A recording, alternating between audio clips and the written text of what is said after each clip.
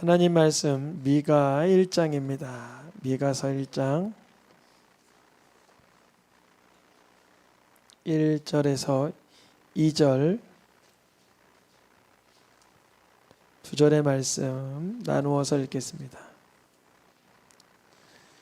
유다의 왕들 요담과 아하스와 히스기야 시대에 모레셋 사람 미가에게 임한 여호와의 말씀 곧 사마리아와 예루살렘에 관한 묵시라.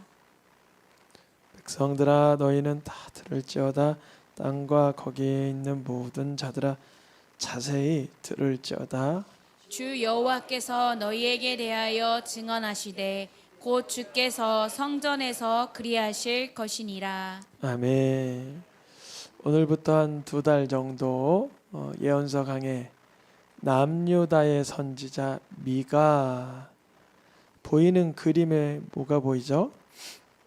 그 예루살렘의 성곽과 그 성전이 보이죠. 이거는 이제 근래 와서 이제 다시 재치장한 것이지만 위치는 이 위치 맞습니다.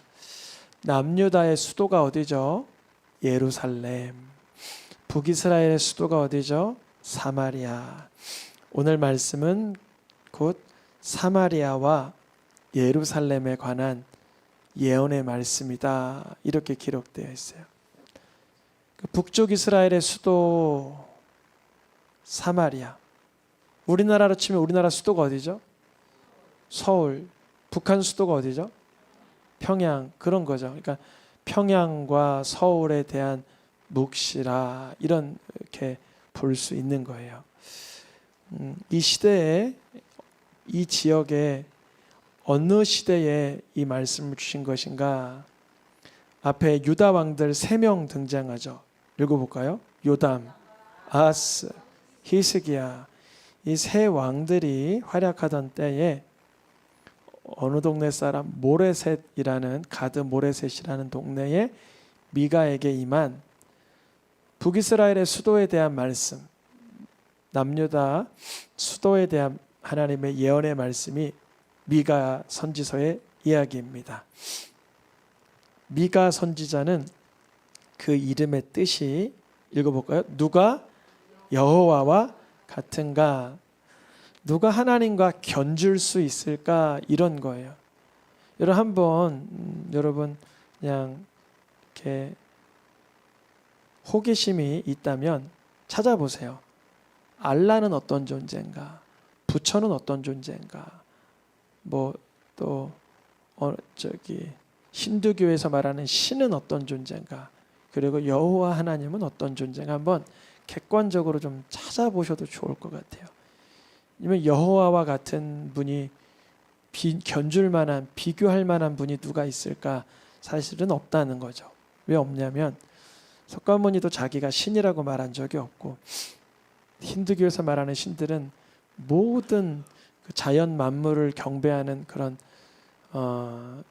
무속신앙과 비슷한 것이고, 꼬란에서 말하는 그 알라신은 성경 짜집게 한 것이기에 고유한 성경을 가지고 하나님을 드러낼 수 있는 유일한 분, 바로 여호와 하나님이시죠. 그것을 미가야라는 그 선지자의 이름에서 하나님 같은 분이 어딨나 이런 뜻이 있습니다. 그럼 아까 세 왕들 이렇게 읽었습니다. 세 왕들 누구 등장했죠? 요담, 아하스, 히스기야 이렇게 3명이 등장했는데 여기서 중점적으로 볼 수 있는 왕은 히스기야입니다. 히스기야 가장 유명한 왕이죠. 그래서 히스기야 시대에 누가 활약했다고요? 미가가 활약했다고요. 이 사실을 100년 지난 후대의 선지자, 이때가 그 700년이었으니까 100년 지난 몇 년 정도 됐을까요?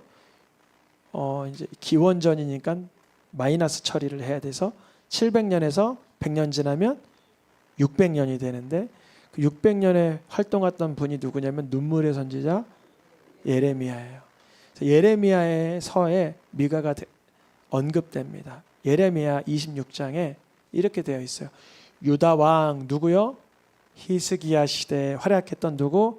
모레셋 사람 미가가 예언하지 않았냐 이렇게 말하고 있어요. 예레미야서에서 미가가 활약했던 그 활약이 분명하고 정확하고 기억에 남았기 때문에 100년이 지나도 예레미야서에서 미가 선지자가 언급될 정도였어요. 그럼 미가가 히스기야 왕 때 무슨 예언에서 무슨 일이 있었을까? 바로 미가가 그 미가서를 선포했기 때문에 히스기야가 누구를 두려워하게 됐다 그래요? 여호와 하나님을 두려워하게 됐다. 누구로 인해서? 미가 선지서로 인해서. 그래서 감사한 일이 뭐예요? 여호와께서 그들에게 선언한 재앙에 대하여 뜻이 돌이켜지지 않았냐 이렇게 말하고 있는 거예요. 그러니까 미가 선지서 읽으면 무서울까요? 안 무서울까요? 무서운 얘기도 많이 나와요. 왜냐하면 히스기야도 두려울 정도니까. 근데 안 무서운 얘기도 나와요. 희망찬 얘기도 있기는 더 많아요. 이제는 예레미야에서 언급한 미가 선지자를 통해서 히스기야가 뭘 그렇게 두려워하게 돼서 하나님 앞에 간구하게 됐나. 여러분 정말 하나님의 말씀이 능력 있게 선포될 때는요, 사람이 화들짝 놀라고 자기의 죄악을 번쩍이게 들여다보게 됩니다. 바로 베드로의 설교에 그래했었죠. 스데반의 설교에도 사실 그러했죠. 사람들이 거기 막 분에 넘쳤기 때문에 그게 잘못 반응한 것뿐이지, 히스기야도 미가 선지자를 통해 하나님에 대한 어떠한 경외심이 발동해서 하나님 앞에 엎드려지게 되었습니다. 이 미가 선지자는 히스기야 왕 때 활약을 했고 예레미야로 때부터는 100년 전 상황이었고, 그러면 히스기야 시대 어떤 시대였나? 히스기야가 남유다의 왕이었을 때 북쪽의 이스라엘은 이미 사라진 상황입니다. 도표를 하나 보면요, 좀 잘 안 보일 것 같긴 한데 여기 보면 멸망 이거 보이세요? 멸망. 여기 이게 빨간색이 북이스라엘을 표기한 건데 북이스라엘의 멸망이 722년에 멸망이 됐어요.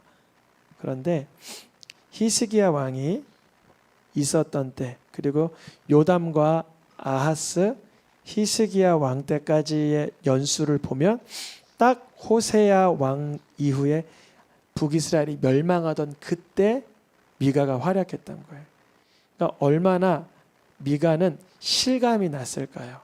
왜냐하면 내 민족 10지파가 이미 훼손된 상황이잖아요. 지금 북한이 러시아에 저기 군대 보내고 있다 그러더라고요. 얘기 들으셨어요? 아, 몇 분 못 들으셨구나. 3,000명 정도를 보냈다 그러더라고요. 이게 그러면 문제가 되는 거죠. 안 그래도 국제적으로 제지를 받고 테러 국가로 낙인 찍힌 북한이 러시아와 병합한다는 건 아주 어리석은 행동인데, 하나님께서 이 인류 역사 가운데 어떻게 경영하시는지 우린 잘 모르지만 주님의 인애와 긍휼이 임하길 원할 뿐입니다. 멸망돼서 끔찍함에 통일하는 게 아니라 복음 가운데 통일하면 좋겠는데, 그들이 저렇게 완악하게 어젠가 북쪽에서 남쪽으로 내려오는 15년인가 20년 전에 만들었던 도로를 다 폭파해 버렸잖아요.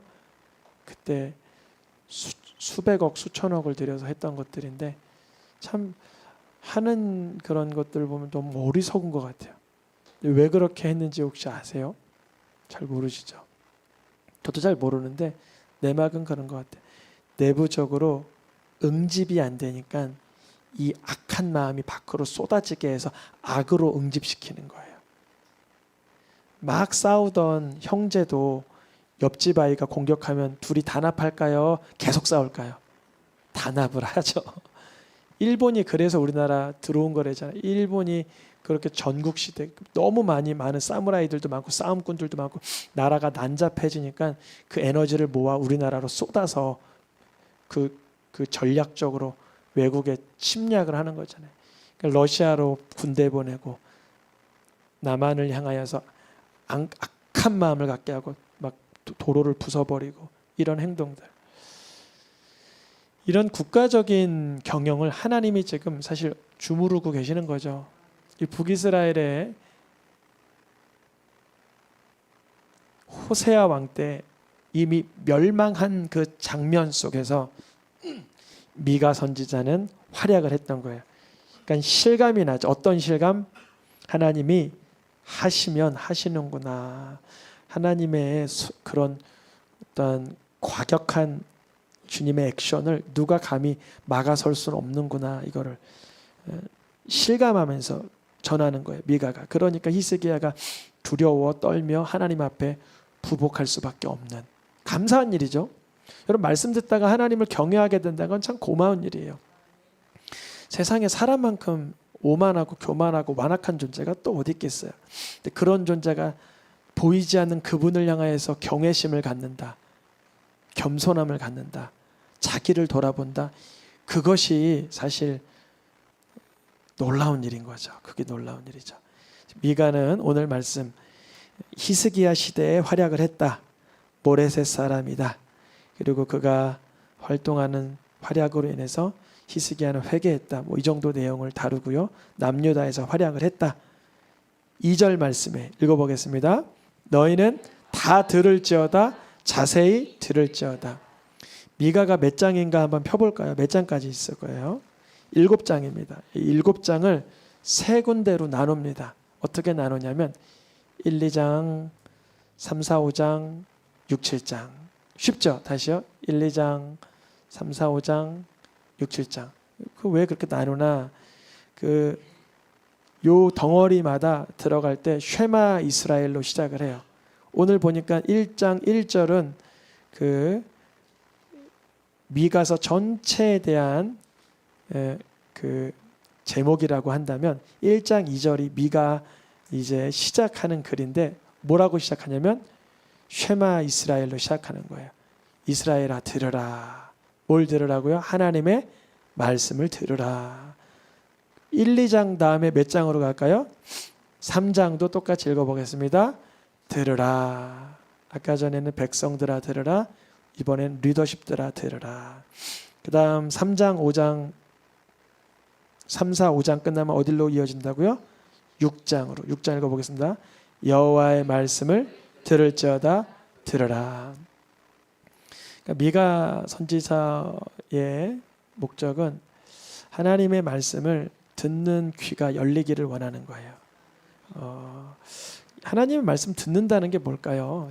하나님의 말씀을 듣는다는 건 내가 하나님 앞에 이렇게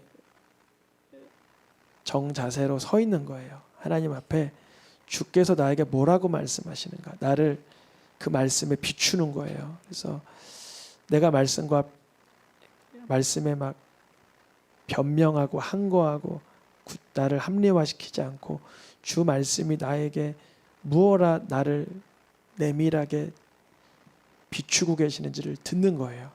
그게 묵상이죠. 하나님의 말씀을 들으라. 그러면 하나님께서는 무엇을 발견하게 하시냐면 내 삶에 삐뚤어지고 부패하고 오염된 영역들을 반드시 보게 하세요. 근데 그것을 보는 게 복인데 사실 참 보기가 싫어요. 여러분 우리 이렇게 누가 집에 놀러 왔는데 지저분한데 이렇게 열어보는 거 좋아요? 그러면 안 돼요. 그러면 안 되긴 하지만 봐야죠. 봐야 곰팡이도 닦고 썩은 것도 빼내고 냄새나는 것도 버리죠. 우리도 우리의 심령 안에 있는 더러운 것들을 말씀으로 보기 전에는 이 속에 있는 그 흉물스러운 더러운 것들을 볼 수가 없어요. 이건 어른들만 얘기 아니라 우리 애들도 마찬가지예요. 우리 어린이들도 하나님의 말씀을 가까이 해야 그 말씀으로 자기 속에 있는 그 부패하고 그 고장난 것들을 볼 수가 있어요. 미가 선지서는 말씀을 들으라, 들으라, 들을지어다 라는 이 첫 번의 외침으로 세 단락으로 나누어 읽을 수가 있습니다. 그래서 오늘 말씀 1장부터 다시 들어가면 어떤 말씀을 하고 계시나, 하나님께서 미가 선지자를 통해서 하고 싶은 일은 뭐냐면 방금 말씀드렸던 것처럼 이들이 자기네 죄와 허물을 알기를 원하세요. 자기의. 남의 것이 아니라 자기의. 읽어보겠습니다. 야곱의 허물 말미암으며 이스라엘의 족속의 죄로 말미암음이라. 이는 즉 하나님께서 미가 선지자를 통하여서 지금 과격한 말씀, 땅이 녹아내릴 것이다. 한 땅이 강물처럼 흘러가 버릴 것이다. 부서질 것이다. 밟으실 것이다. 갈라질 것이다. 이런 과격한 표현을 1, 2, 3, 4, 5절에 하고 있는 까닭은 뭐냐면 이는 다 야곱이 가지고 있는 그 허물, 이스라엘 족속의 죄로 말미암니다. 그럼 야곱의 허물 어디에 있는가 보니까 그 수도에 있지 않냐 그래. 수도. 유다의 산당이 어디에 있냐 그래요? 그 수도에 있지 않냐 그래요. 지방이나 변두리가 아닌 그 핵심 요충지에 죄가 쌓여가고 있지 않나 그래요. 이들이 가지고 있는 죄악의 것들은 도무지 뭐 할 수 없대요? 고쳐내고 치유받을 수 없는 내용이었던 거예요. 너무나 흉물스러웠어요. 그래서 이 상처와 죄악과 허물은 사마리아에서 시작된 것이 이제 사마리아는 아수르로 인해서 패망했는데 어디까지 이르고 유다까지 이르는데 유다 어디까지? 예루살렘에게까지 핵심적인 요충 시설까지 들어왔다 이런 거예요. 그리고 우리 삶의 죄악이 때로는 손끝에서 살짝 일어날 때도 있지만 그것이 내 심령 깊숙이 들어와 나를 장악할 때도 있어요. 도무지 뒷걸음치지도 못하고 되돌아설지도 없는 죄악이 나를 까마득하게 매섭게 묶어버리는 상태. 그때 주님이 미가를 보내신 거예요. 그래서 주님께서 하나님의 심판은 구원이니 구원을 향한 이 진노의 심판을 받으라는 거예요. 그래서 미가 선지자 활약한 이후에 히스기야 왕 이후에 한 100년이 되지 않아 북이스라엘에 있었던 끔찍함이 남유다에도 임하게 되죠. 그러면 하나님께서 북쪽 이스라엘은 이미 망했고 남유다까지 예루살렘의 그 상처와 허물과 죄로 인해서 망그러지는 상황에 하나님의 선택, 하나님의 언약은 그러면 무의미해지는 건가? 그게 아니라는 거예요. 미가서 전체에서 하고자 하는 말은 뭐냐면 이 모든 하나님의 강력한 역사하심 가운데 하나님의 일은 진행되고 있다는 거예요. 강하게. 첫 번째 그래서 먼저 보고자 하는 말씀이 뭐냐면 복음서에서 성취된 어떤 예언? 미가의 예언. 어떤 예언이 성취되냐? 이 망할 대로 망하고 더러울 대로 더러워진 사마리아, 추악할 대로 추악해지고 허물어지고 허물어질 대로 허물어진 예루살렘과는 다르게 하나님의 구원자, 하나님이 보내시는 그리스도는 어디에서 오리라? 베들레헴 에브라다에서 올 것이다. 사람들은 구원자가 어디서 올 거라고 생각을 했냐면 사마리아일까? 아니면 예루살렘일까? 거대한 대도시 수도에서 그 귀중한 귀한 분이 오지 않을 거야 생각했는데 미가 선지자에게 하나님께서는 베들레헴에 그 근본이 영원에 있는 그분이 태어날 것이다 라고 예언되어 있는 거예요. 미가 선지서를 통해서 하나님은 진노의 심판은 하고 있지만 예수 그리스도의 십자가 사건을 내다보며 그들의 죄악과 부패함과 더러움을 여전히 오래 참고 계셨던 거죠. 예수 그리스도의 십자가 사건으로 인해서. 미가서에 예언된 것이 사도행전에서 성취된 것도 있는데요. 읽어보겠습니다. 끝날에 이르러는 여호와의 전의 산이 산들의 꼭대기에 굳게 서며 작은 산들 위에 뛰어나고 민족들이 그리로 몰려갈 것이라. 이 날이 언제냐면 사도행전 2장의 오순절 마가다락방, 그때 수많은 곳곳의 사람들이 그곳에 모여 예배하며 기도하던 자들의 목소리를 듣고 자기 나라 말로 듣게 되는, 그래서 오늘 불렀던 두 번째 찬양에 오라 우리가 여호와의 산에 올라가서 야곱의 하나님의 전에 이르자, 우리가 그의 도를 가지고 우리에게 가르치실 것이라, 우리가 그의 길로 행하리라. 율법은 시온에서, 여호와의 말씀은 예루살렘에서 나올 것이라. 말씀이 황폐하게 된 그곳이 다시 말씀에 붙들리는 곳이 되었는데, 오늘날 보면 수많은 개신교, 또 천주교, 정교회, 수많은 하나님을 경외한다는 사람은 그곳에 모여 하나님을 찾는데요, 거기서 예수님을 그리스도로 만나는 자가 하나님의 은혜를 받는 것이죠. 하나님께서 미가 선지서를 통해서 하나님이 가장 기뻐하시는 것이 무엇인가 6장에서 알려주시는데, 읽어보겠습니다. 사람아, 주께서 선한 것이 무엇임을 내게 보이셨나니 여호와께서 내게 구하시는 것은 겸손하게 내 하나님과 함께 행하는 것이 아니냐. 그래요, 하나님과 함께 겸손하게 동행하는 거, 아주 쉽고 단순한데 아주 어렵고 괴롭기도 하죠. 예수님이 이 삶을 사신 거 아니에요. 하나님과 늘 동행하시고 하나님이 나를 내버려 두지 아니하시고 언제나 나와 함께 하신다는 예수님의 선포가 요한복음에 있잖아요. 그때마다 사람들은 과격하게 거짓으로 예수님을 공격하지만 그때라도 예수님 늘 보여주시는 모습은 온유와 겸손이셨죠. 하나님 기뻐하시는 삶을 예수님은 한 번도 놓친 적이 없으시죠. 우리는 많이 흐트러질 때 있지만 미가서에서 이 하나님의 선지자 미가가 하나님께서 기뻐하시는 것은 하나님과 동행하는 것, 겸손한 삶임을 얘기하고 있습니다. 미가서를 보면 오늘은 첫 시간이라 군데군데를 전체적으로 보고 다음부터는 이렇게 강해하듯이 가려고 하는데요.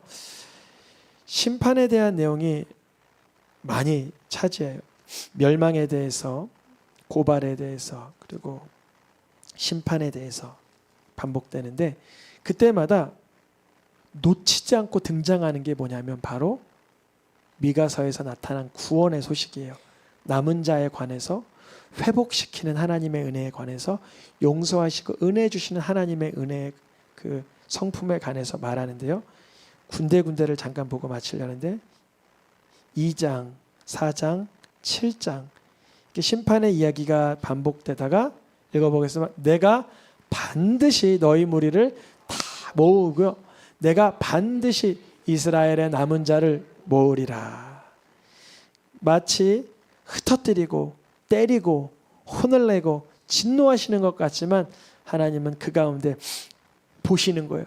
누가 하나님을 갈망하며 끝까지 주님의 말씀 가운데 붙들려 있는가를 보시는 거예요. 우리 성도님들도 삶의 위기와 역경 가운데 하나님 말씀 가운데 주님 모으실 때 그 자리에 있길 축복합니다. 같은 말씀이지만 또다시 읽겠습니다. 내가 저는 자를 모으고 쫓겨난 자와 내가 환난 받게 한 자를 모아. 이야, 어떤 자가 되게 한대요? 강대한 나라가 되게 한대요.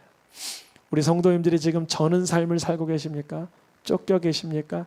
환난 받고 계십니까? 주님은 그때에 하나님을 경외하는가 보십니다. 하나님의 말씀에 순복하고 순종하고 반응하는가, 예수 이름을 부르는가 봅니다.